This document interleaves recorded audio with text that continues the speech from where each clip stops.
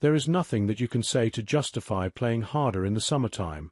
Stephen A. Smith slams players after change in All-Star Game format. Stephen A. Smith. Following the NBA's announcement that it is changing this year's All-Star Game format to a 4-team tournament-style contest, ESPN's Stephen A. Smith criticized the league and its players for taking the issue this far. Having seen his rant on the first take, Stephen A. said players and agents called him to explain their side players. Agents called yesterday after watching First Take to remind me of the inordinate amount of corporate partners that the NBA has, and how they feel like the NBA players, particularly the agents who are articulating this message, that the NBA office is catering to their corporate sponsors at the expense of the players, said Smith, not too much to ask. While he said the players and agents may have a valid point, considering how much money NBA All-Stars make, Smith thinks giving some effort in the All-Star Game isn't too much to ask.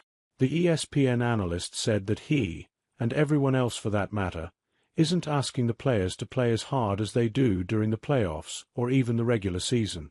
However, considering that they put more effort into playing in pickup games and non-official Pro-Am leagues during the summer, turning the All-Star Game into a layup line is not justifiable. In the end, there is nothing on the planet that you can say, if you're a player, to justify playing harder in the summertime, in your off time, amongst your peers than you do on All-Star Weekend, added Smith.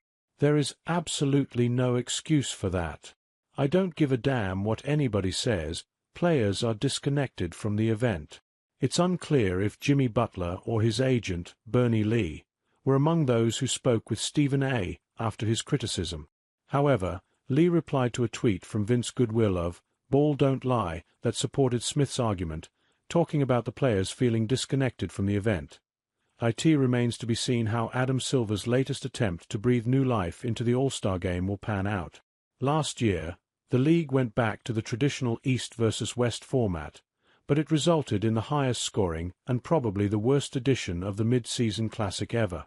Hopefully, the same won't happen on February 16, 2025, at the Chase Center. Related, expect him to thrive in it. That was the first mistake. DeMarcus Cousins says Zion Williamson was set up for failure when he was drafted by the Pelicans.